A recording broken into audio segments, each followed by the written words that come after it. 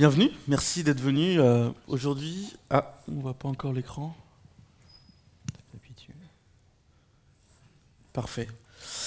Donc en effet, on va parler de React Native. On va essayer de vous donner quelques trucs et astuces pour développer votre app React Native. Avant de commencer... Donc moi je suis Olivier Thierry, je suis lead tech front chez IC.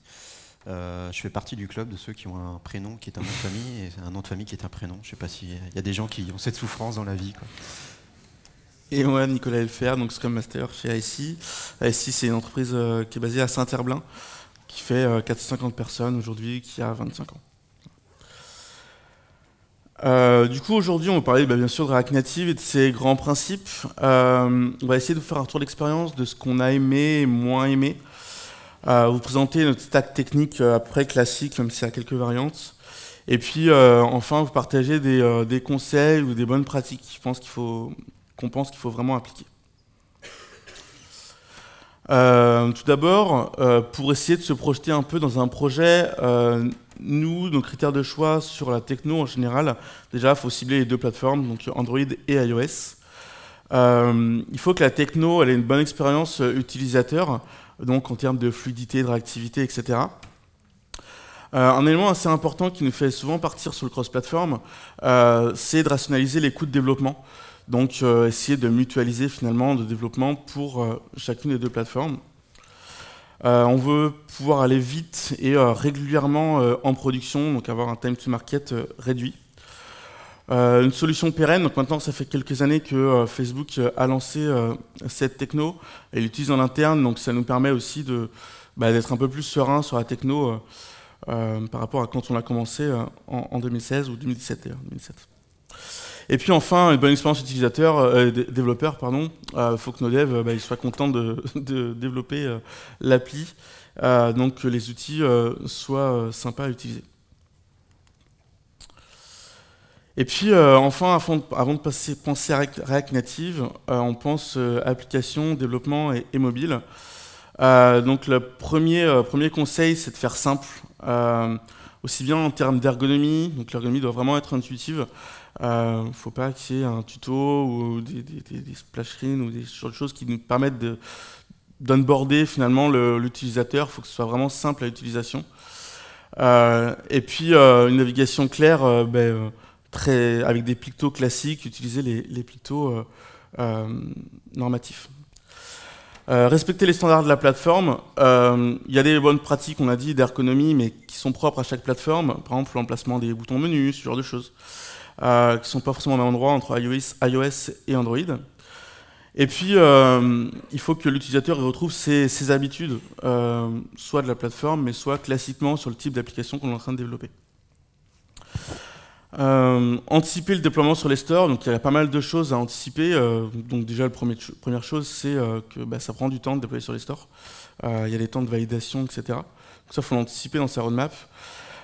Prévoyez vos signatures sur les choses, création des comptes, et bien sûr de tous les descriptifs, les assets, etc. C'est le genre de choses qui peuvent vite bloquer à la fin, et finalement on perd plusieurs jours pour rien. Les permissions, c'est valable pour toutes les applications mobiles. Évitez de trop en demander, il faut demander juste le juste nécessaire, et puis de les demander uniquement quand vous en avez besoin. Si vous les demandez en avance, dès le lancement de l'application, l'utilisateur déjà il aura peut-être plus tendance à les refuser.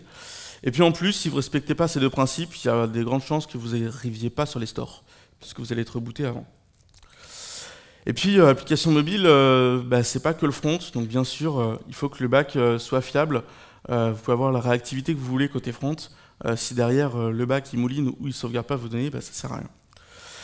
Et puis enfin, dans les applications mobiles, en général, on aime bien faire de l'agile parce que déjà nativement, on a des fonctionnalités qui sont plus petites. Donc là, c'est plus simple à découper pour les PO ou pour les clients. Donc ça permet de livrer des fonctionnalités plus rapidement, plus souvent, et puis du coup nos sprints sont naturellement plus courts. Donc la méthode est en général bien adaptée. Hop, on va enchaîner. Avant d'attaquer un peu React Native, petite enquête comme ça, qui utilise l'habitude d'utiliser des solutions cross-platform, faire du mobile ici, quand même pas mal, et des solutions purement natives. Et il y a beaucoup en fait, qui n'ont jamais fait de mobile, c'est sur ce que je vois. On a parlé tout à l'heure des critères de choix en fait, qui nous ont fait nous partir sur React Native. Donc on va s'intéresser en fait aux promesses que fait React Native. Et donc la principale promesse de React Native, c'est le Write Once, Run Everywhere. C'est-à-dire qu'on a une source, une code base unique qui est du React.js et qui va nous permettre de générer des applications pour Android et iOS. Donc on va éviter de dupliquer du code, comme on pourrait le faire, avoir une code base en Swift, une code base en Android, en Java, quoi. Donc on va avoir une seule code base unique pour pouvoir faire les deux applications.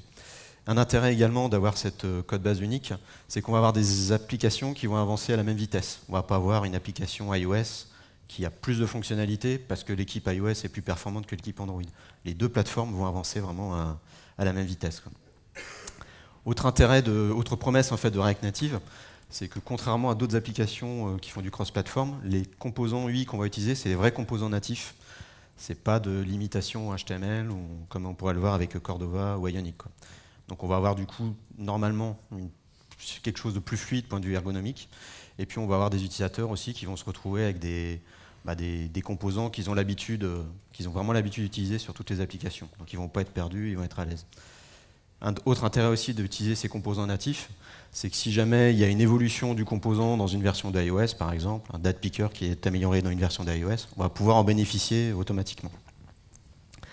Autre avantage, autre promesse de React Native, dans React Native, il y a React, et du coup, on va pouvoir bénéficier en fait de l'écosystème de React qui est très riche.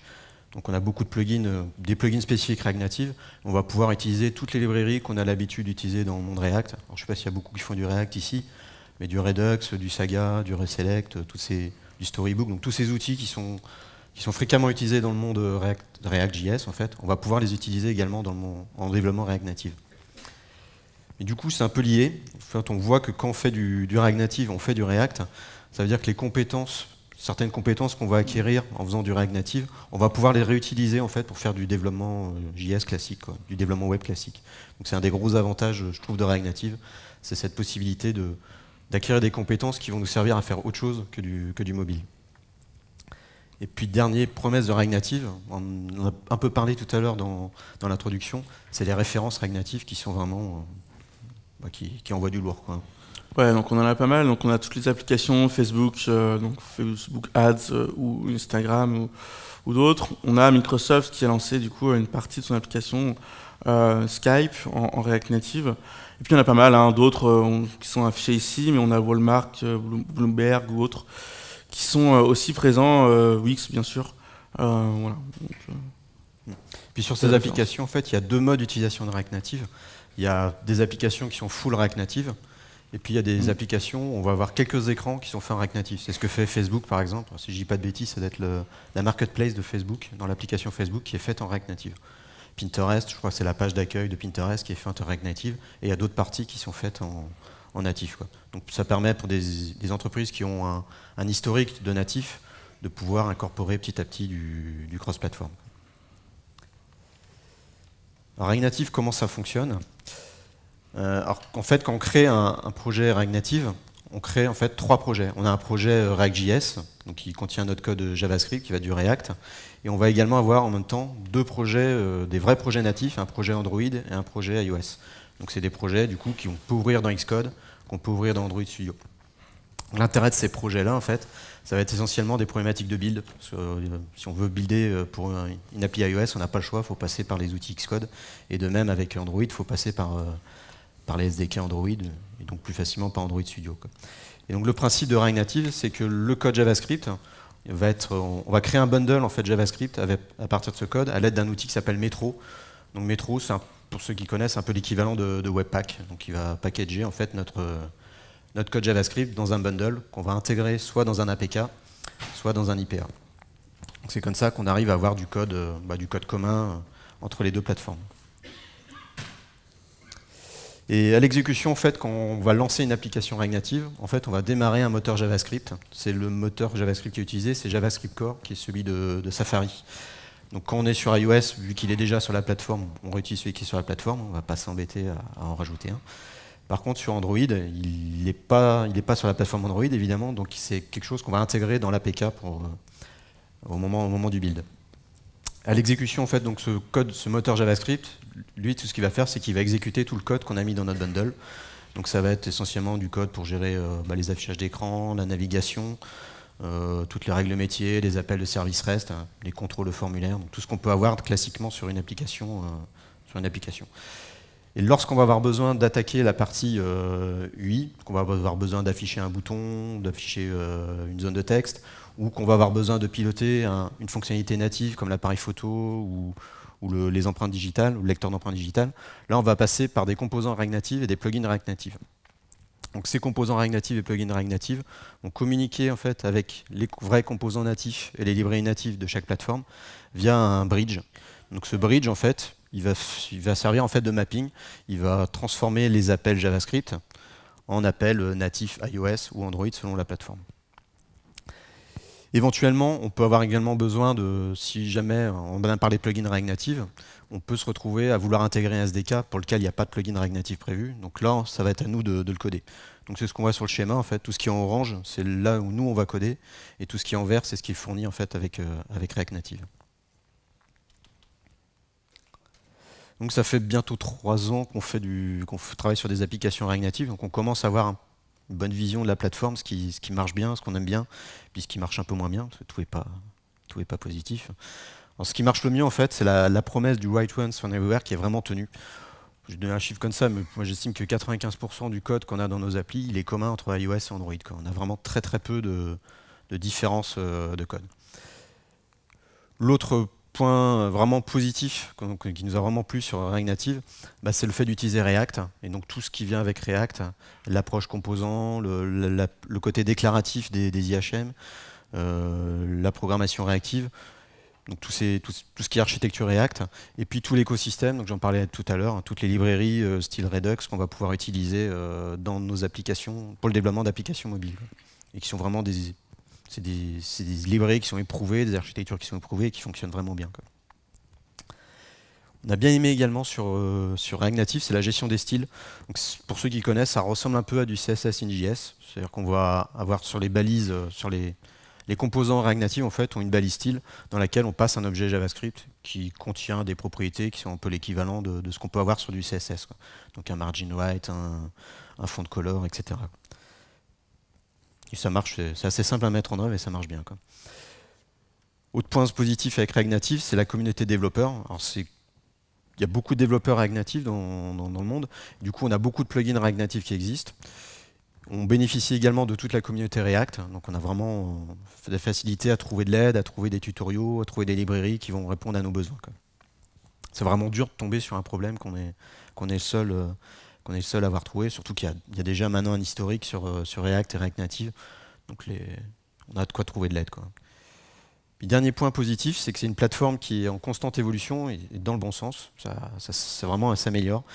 Et s'améliore parce que Facebook est vraiment à fond derrière la plateforme et apporte constamment des améliorations, évidemment des corrections de bugs, mais ils sont aussi beaucoup à l'écoute des retours des développeurs. C'était à peu près 1 an, ils ont ouvert sur GitHub un sujet pour demander en fait avoir des retours d'expérience des développeurs, savoir les difficultés principales qu'ils rencontraient, et ils ont compilé tout ça. Et les versions suivantes ont vraiment répondu à toutes ces critiques, toutes ces problématiques que rencontraient les développeurs, et ont vraiment apporté des solutions qui marchent bien. Du coup, je viens de le dire qu'il y a les développeurs se plaignent de problématiques en fait avec React Native. On va voir là déjà, quand on parlait de Write Once on Everywhere, il y a quand même des fois on est obligé de passer sur du natif, entre autres sur le build. Alors, pour ceux qui ont l'habitude de faire du mobile, les builds en mobile c'est pas hyper sympa, quoi. Quand il faut gérer tous les certificats, les provisioning profiles de iOS ou sur Android c'est un peu plus facile, mais il y a quand même beaucoup de boulot. Il y a beaucoup de boulot à comprendre. Et également, quand on a besoin de faire une plateforme, une version pour la recette, une version pour l'intégration, une version pour la prod, ça demande en fait de bien maîtriser ces sujets-là sur chaque plateforme. Donc on a besoin quand même de compétences natives sur ces points-là, quoi. Autre point sur lequel on peut avoir des besoins de compétences en natif, c'est qu'on a besoin d'intégrer des SDK. Alors je parlais tout à l'heure, si le SDK qu'on veut utiliser n'a pas de plugin React Native, va falloir l'écrire, donc il va falloir connaître soit Swift, soit Objective-C, soit Java, soit Kotlin. Mais on peut aussi avoir des problématiques quand on intègre des SDK et qu'on se retrouve avec des conflits de version. Et là, ça peut vite devenir le cauchemar. Donc, si on ne maîtrise pas bien le système de build de chaque plateforme, on transpire un peu, quoi. Donc, c'est bien d'avoir dans l'équipe en fait des personnes qui connaissent au moins un minimum ces plateformes natives. Et du coup, ou alors de pouvoir faire appel à l'extérieur, à une aide extérieure si on a des besoins, quoi. Même si c'est quand même à la marge, quoi. Alors, une des promesses de React Native, c'était les performances. Alors sur iOS, ça marche super bien, c'est très performant. Sur Android, ça s'améliore, mais ça a longtemps été pas simple, quoi. La principale raison, en fait, c'est que React Native a d'abord été fait pour iOS. Donc ils ont donné priorité à tout ce qui était sur iOS. Donc iOS a très bien marché tout de suite, quoi. Par contre, Android, ils ont mis ça un peu de côté au départ, quoi. Une des raisons, par exemple, du fait que sur Android c'était lent, c'est que le moteur JavaScript Core qui est intégré dans l'APK, dont j'ai parlé tout à l'heure, il date de 3-4 ans, quoi. 3-4 ans aujourd'hui, c'est énorme, quoi. Alors, quand je parlais également de Facebook qui était à l'écoute des développeurs, la principale remontée qu'il y a eu, c'est justement les performances sur Android qui parfois étaient dégueulasses. Ça nous arrivait d'avoir des fois où, en fait, sans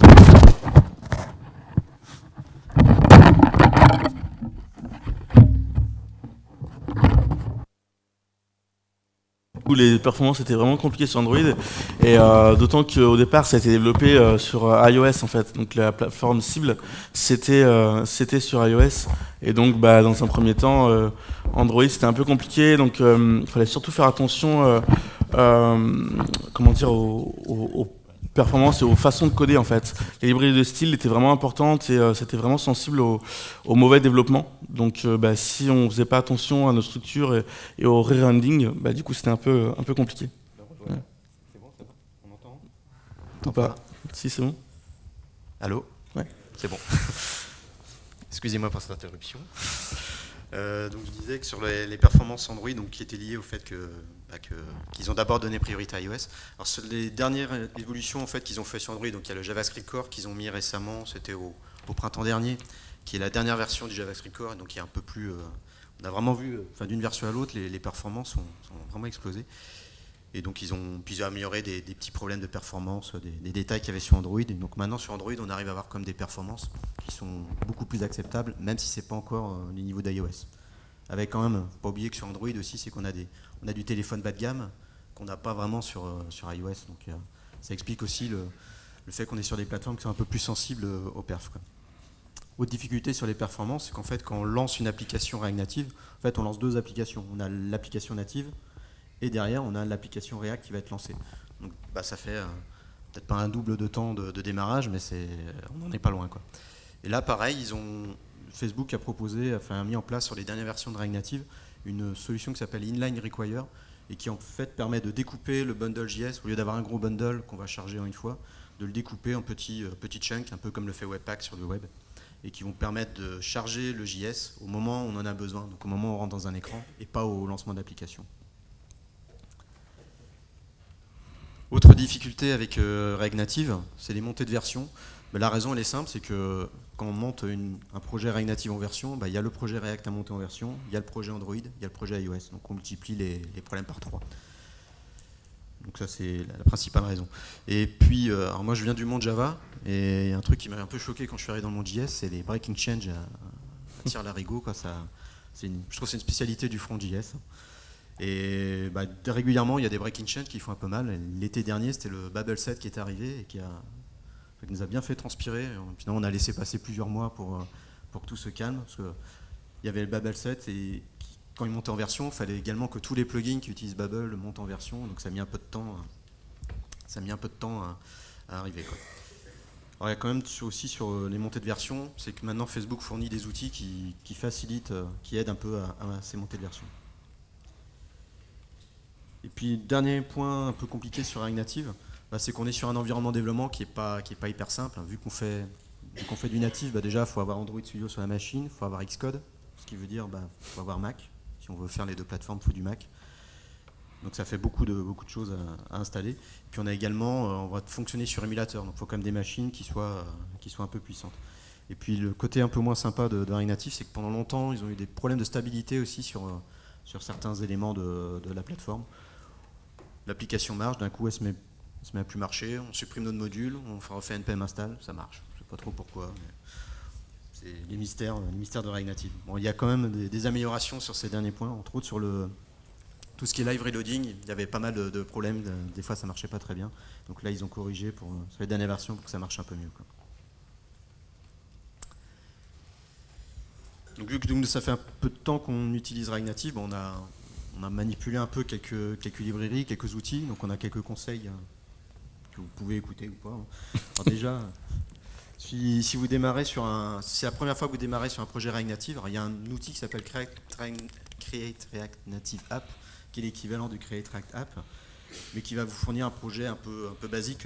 Donc nous, on recommande plutôt de partir d'un boilerplate. Alors, il y a quelques boilerplates sympas qui existent et qui vont déjà intégrer dans votre application des outils extérieurs, qui vont intégrer des librairies.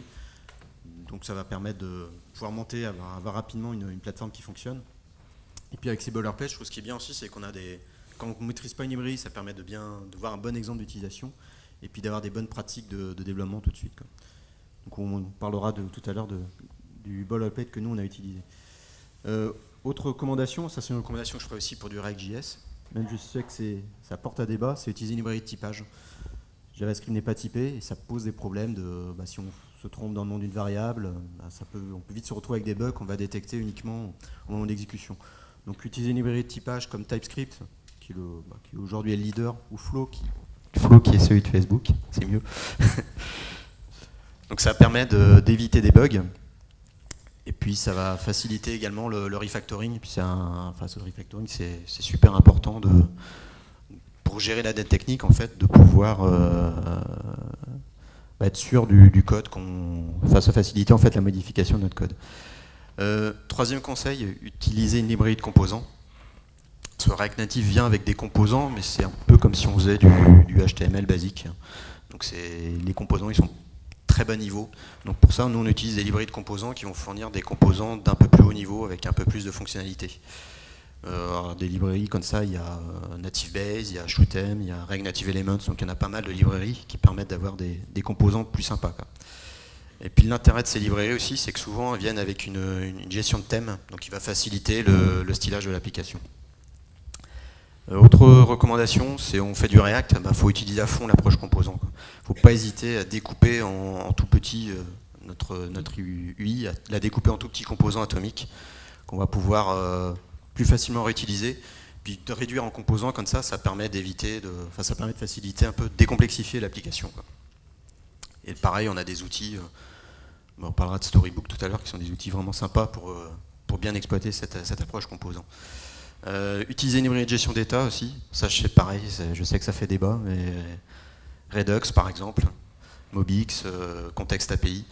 Donc l'intérêt, je trouve que autant on peut s'en passer sur des petites applications, autant qu'on commence à des applications qui manipulent pas mal de données, des données qui sont réparties sur plusieurs écrans, ou une donnée modifiée sur un écran doit être affichée sur un autre écran, d'utiliser une librairie comme Redux, ça va vraiment faciliter le développement à terme, même s'il y a une montée de compétences qui est nécessaire sur ces librairies-là.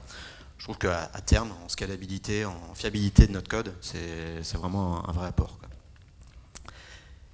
Et puis dernier point, c'est sécuriser les livraisons. Ça, Nicolas en parlera un peu plus tard.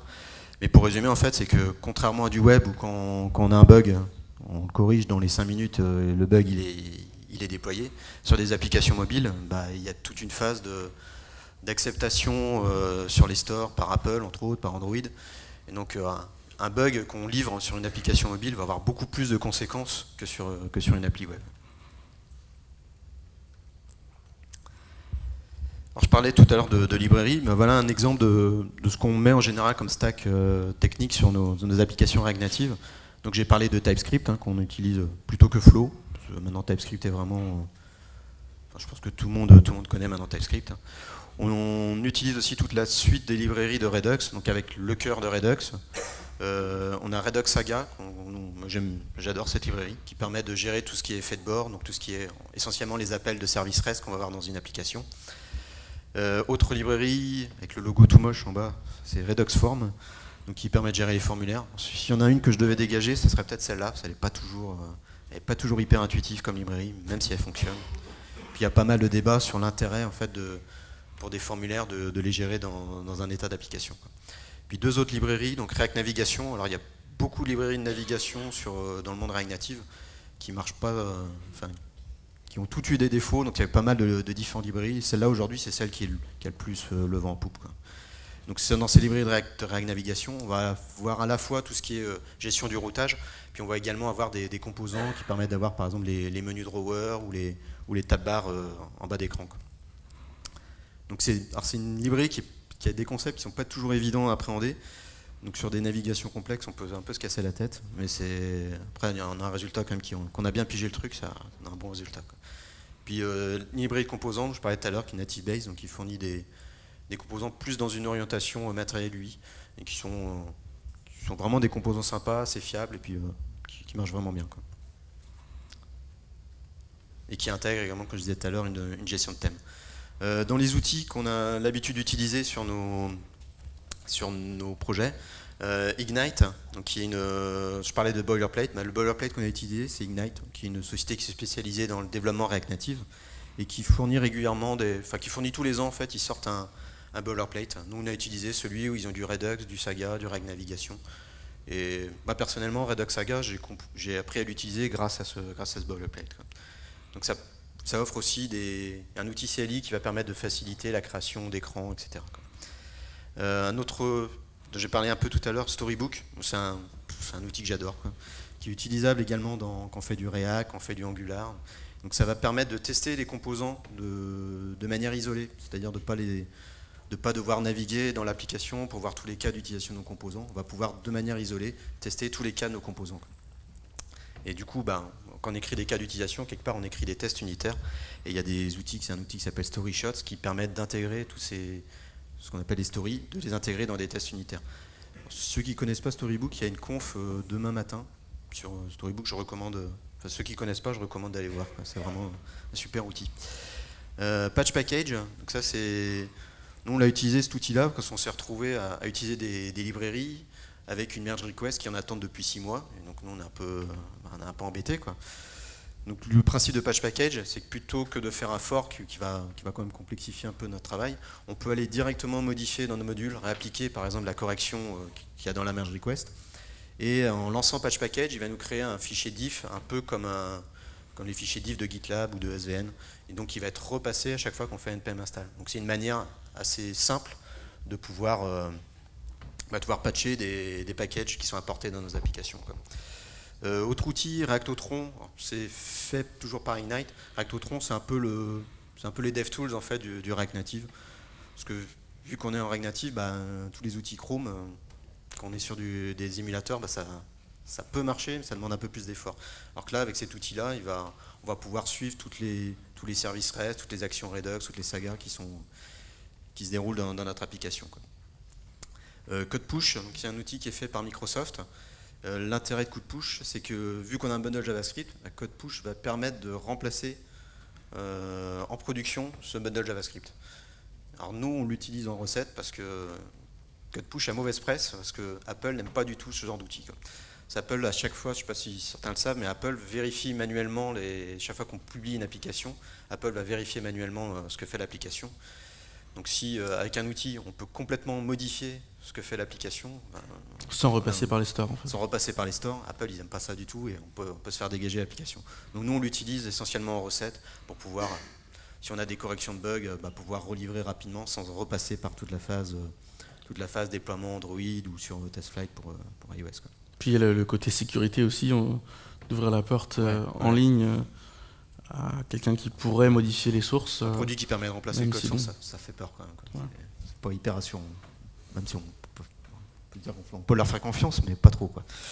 Dernier outil qu'on a l'habitude d'utiliser aussi, il y a pas mal d'outils de ce type-là, ça s'appelle Sentry, donc je ne sais pas si certains connaissent, c'est un équivalent de ce qu'on peut avoir en Crashlytics, Bugsnag, donc c'est des outils qui vont permettre de détecter, quand il y a des incidents, des crashs en fait sur l'application, de pouvoir remonter sur un serveur, d'avoir des informations sur le crash qui s'est produit, donc à quel endroit ça s'est produit, sur quel système, quel environnement, quel matériel. Donc ça permet de faciliter la résolution des bugs. Et qu'est-ce que je voulais dire il y a la possibilité aussi avec Sentry, en fait, il est capable de détecter, si on le lie à un GitLab ou un GitHub, il est capable de dire c'est tel commit, cette erreur-là, potentiellement, elle a sans doute été provoquée par tel commit. Donc ça permet vraiment d'accélérer le temps de correction des bugs. Et enfin, du coup, comment sécuriser votre livraison? Donc on a parlé, ça faisait partie des conseils juste avant. Du coup, le premier conseil qu'on vous donne, c'est de créer et partager la stratégie de test, si possible, le plus tôt possible. Si vous créez une stratégie avant même de démarrer les développements, potentiellement, cette stratégie, elle va influencer votre roadmap et vos développements à venir, ou l'ordre des développements plutôt. Puis on va voir, ça va influencer des points suivants. Automatiser les builds et les déploiements. Si vous êtes en agile, vous savez que vous allez devoir livrer tous les sprints, donc tous les 2, 3, 4 semaines maxi, quoi. Là, en Scrum, c'est impératif d'automatiser, c'est vraiment important. En Kanban, j'en parle pas, c'est encore plus important. Et puis en plus, ça sécurise parce que c'est hyper frustrant de passer du temps à livrer, ça prend 1 heure, 2 heures, je sais pas, à la main. Et si en plus, à la fin, vous êtes raté pour une bêtise, faut recommencer, c'est quand même dommage. Donc c'est hyper frustrant, donc automatiser vos builds, c'est important. Créer des tests pertinents, donc la pertinence c'est quoi? C'est déjà de se dire qu'un test il peut être KO. Si systématiquement il ne renvoie que OK, c'est pas un test. Donc pensez-y aussi dans la création de vos tests, surtout si après vous les automatisez.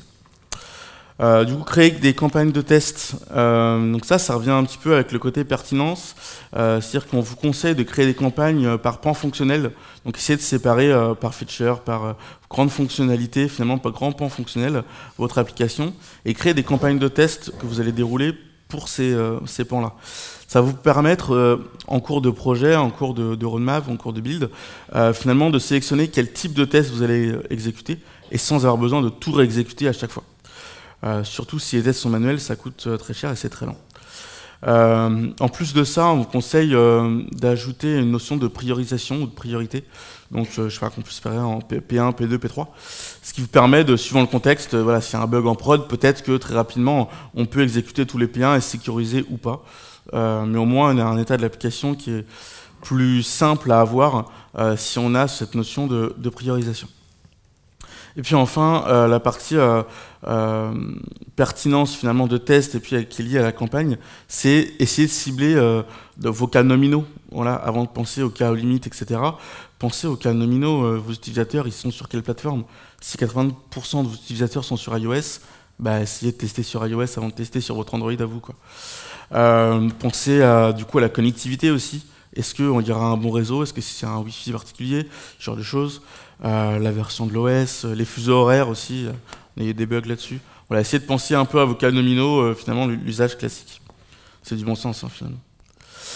L'automatisation des tests, donc c'est super, mais faites pas l'inverse, faites pas du 100% automatisé, c'est contre-productif et ça apporte pas énormément de valeur ajoutée finalement. Donc essayez de penser retour sur investissement finalement sur vos tests. Combien ça va coûter à développer? Combien ça va coûter à maintenir aussi vos tests? Parce que à chaque évolution de l'application, potentiellement, il y a une partie des tests qu'il va falloir mettre à jour, réécrire. Donc, pensez-y. Donc ça, c'est lié finalement aussi à la stratégie de test. Si vous savez qu'il y a des tests que vous voulez automatiser parce qu'ils sont critiques niveau business, parce que c'est intestable manuellement, ou voilà, il peut y avoir plusieurs cas, et bien dans ce cas, peut-être qu'il faut mettre les développements de ces fonctionnalités en amont de la roadmap. Comme ça, vous automatisez très rapidement ces tests-là et vous rentabilisez finalement leur exécution. Et puis enfin, tester sur device réel. Donc, je ne dis pas de tester que sur device réel. C'est super d'avoir des fermes en ligne avec des simulateurs, etc.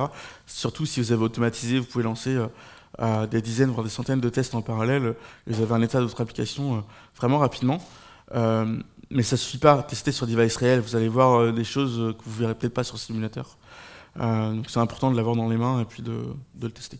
C'est en particulier vrai sur Android. Ouais. Autant sur iOS, on a des simulateurs qui sont assez fiables. Sur Android, entre les surcouches des constructeurs, les différences entre les versions d'Android, parce qu'il y en a beaucoup plus, et puis Qu'est-ce que je vais vous les dire? Les apps qui peuvent être installées sur l'écosystème aussi. Puis les performances aussi. On a des téléphones bas de gamme, on a du téléphone haut de gamme, donc c'est bien. Enfin, chez nous, on a tout un panel comme ça de devices réels qui nous permettent du bas de gamme au haut de gamme, qui nous permettent de valider l'application sur différents types de devices, quoi. Je vais faire un focus sur l'automatisation des builds et des déploiements, donc la partie CI/CD. Donc présenter quelques outils. Alors si vous n'avez pas d'Indus aujourd'hui, ça peut être très intéressant de partir sur Visual Studio App Center ou Bitrise, qui sont des services en ligne. En plus, il y a des offres potentiellement gratuites. Enfin, Bitrise permet d'avoir des choses gratuitement. Voilà, si vous faites votre première application, regardez, ça peut être vraiment intéressant finalement d'automatiser tous ces builds. Ils intègrent un certain nombre de choses, donc on a affiché comme difficulté, je pense aux signatures, ce genre de choses. Bon voilà, il y a pas mal de choses qui sont automatisées, ça peut être un vrai accélérateur. A contrario, si vous avez déjà une CI, potentiellement GitLab CI ou Jenkins, donc nous on aime bien GitLab CI pour la partie mobile. Voilà, c'est vraiment, ça évolue vite, il y a vraiment des choses intégrées qu'on aime bien pour la partie développement mobile. A contrario, Jenkins, voilà, c'est vraiment le mastodonte que tout le monde connaît, qui est connu par tout le monde, qui est maintenu, qui est plutôt orienté chez nous côté back, côté Java. On a le runner de GitLab qui permet d'exécuter les tests et d'avoir les retours directement dans la CI. Donc voilà, qu'on associe si on a des tests auto. Et puis pour automatiser les déploiements, etc. Donc bien sûr, on a le GitLab ou le Jenkins ou autre. Mais on associe Fastlane qu'on utilise aussi en phase de développement en fait, parce qu'une fois qu'on a créé nos scripts, ça va plus vite. L'idée de Fastlane, c'est d'automatiser via des scripts, via des lignes de commande, les builds pour les deux plateformes, et ça peut aller jusqu'au déploiement sur les stores. Donc ça va de plus en plus loin, ça peut être associé à des libs ou autres, ça peut prendre les copies d'écran par exemple de vos applications. Je vous disais d'anticiper la création de vos assets, parce que voilà, sur les stores, il va falloir mettre les copies d'écran, etc. Fastlane, associé à d'autres outils, peuvent vous permettre de faire ça automatiquement. Alors ça ne vous écrira pas le texte automatiquement, bien sûr, mais les copies d'écran, ça peut le faire. Et puis en phase de développement, c'est hyper intéressant aussi, parce que finalement, vous utilisez le même système que ce qu'il y aura en CI, et plutôt que de builder autrement, vous lancez votre commande, et puis c'est fini. Vous avez votre téléphone qui est branché, et puis ça s'allume dessus, quoi. Hop. Et un autre focus sur la partie automatisation des tests. Donc en gros, sur les outils que je vais vous présenter, il y a deux grandes approches. L'approche boîte noire ou l'approche boîte grise. Donc boîte noire, on se place vraiment comme un utilisateur. C'est-à-dire qu'on essaie d'être au plus proche de l'utilisation qu'un utilisateur va avoir. Donc on ne connaît absolument pas le code ou même la structure du code qui peut être utilisé derrière. Donc pour ça, ça se base sur la documentation fonctionnelle. Donc, je pense au manuel utilisateur, sur des choses, si tant est qu'il y en a. Potentiellement les specs fonctionnels, mais pas les techniques. Du coup, on essaie de se rapprocher au maximum, comme j'ai dit, du comportement de l'utilisateur. Et donc, on va essayer d'avoir le même ressenti, donc des devices réels. Et puis, le côté je touch, et c'est pas un ordinateur qui vient cliquer. Donc on essaie d'utiliser vraiment les events qui vont bien comme un utilisateur, quoi, le touch. Par contre, c'est un vrai inconvénient, c'est que l'analyse des bugs est vraiment coûteuse, puisque c'est pas parce que je trouve un problème, un bug, un comportement anormal, que je sais vous dire d'où réellement ça vient, en termes de composants d'architecture ou technique. Et donc, pour le résoudre, ça va coûter cher. Parce qu'il va déjà falloir analyser. A contrario, on a le côté boîte grise qui s'appuie sur la structure du logiciel, ce qui a un énorme avantage en termes d'automatisation de test, ce qui permet d'être hyper réactif. Souvent, l'automatisation de test, on est excellent, qu'il y a toujours des synchros qu'on attend, etc. Parfois, ça plante, il faut relancer, etc. Là, quand c'est en boîte grise, finalement, le script il est capable de capter les événements de l'application, type l'écran il est chargé, ou le composant il est chargé, ou mon appel back, finalement j'ai eu le retour, ce genre de choses, donc mes promesses elles sont OK. Bon voilà, c'est ce genre de choses que là on peut faire en boîte grise, qu'on ne peut pas du tout faire en boîte noire. Donc ça, un principal avantage, c'est que les bugs sont finement détectés, et donc ça coûte vachement moins cher à corriger. Ça permet aussi de faire des tests qui sont pas forcément faisables en boîte noire. Par exemple, si je veux tester le back, si je me place côté utilisateur, bah, le back je l'utilise pas, j'utilise le front. Donc si je veux faire des cas qui ne devraient pas arriver normalement, mais pour tester mon back, eh ben, en boîte grise je peux et je peux pas en boîte noire. Et c'est souvent utilisé en test d'intrusion, en second rideau, souvent on commence par le boîte noire, puis en boîte grise, ce qui permet d'aller un peu plus loin dans les tests pour essayer de s'introduire dans les systèmes. Rapidement, du coup, pour boucler sur les derniers outils, donc Appium, voilà, c'est le leader pour les tests auto côté mobile. Donc ça se base sur Selenium, sur le WebDriver. Donc ça cible les deux plateformes, donc Android et iOS. Donc ça existe depuis des années, hein, c'est pas que pour React Native, c'est pour tout type de techno, puisque ça se place vraiment à la place de l'utilisateur.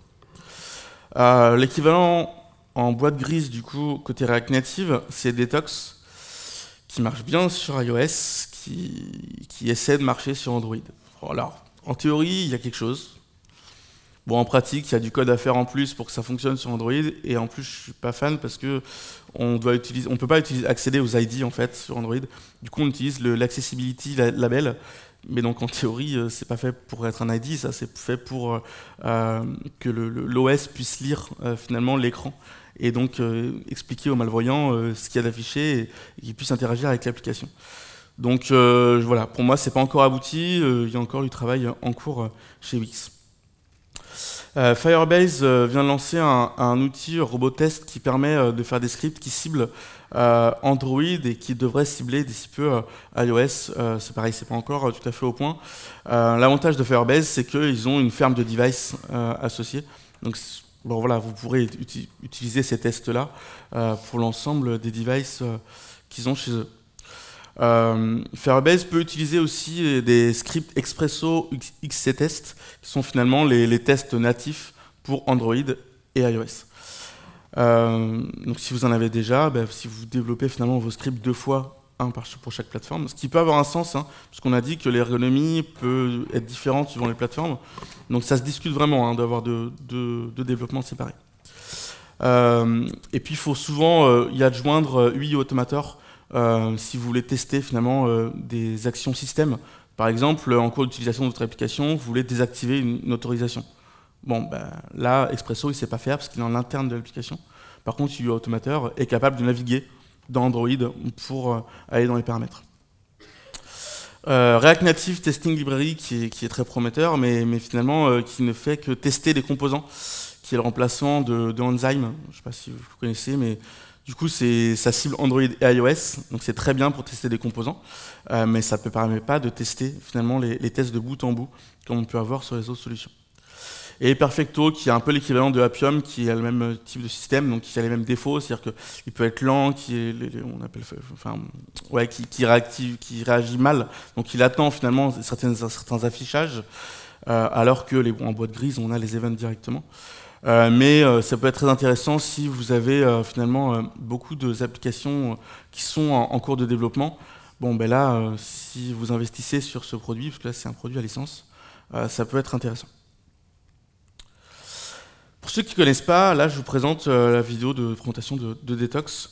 Donc ça c'est l'exécution d'un script. Donc vous voyez les étapes qui se lancent dans le terminal derrière. Et là, comme on est en boîte grise, ça va très vite. Avec les autres, c'est impossible d'aller aussi vite. Donc là, ça navigue dans les écrans et puis ça remplit les formulaires. Et puis on a les actions qui s'affichent dans le terminal derrière. Donc bien sûr qu'on peut remonter dans la CI pour avoir les steps. Et puis à la fin, on aura un état des lieux de si c'est OK ou pas. Voilà, et donc là on voit que ça tourne sur simulateur, mais ça pourrait tourner aussi sur vrai device.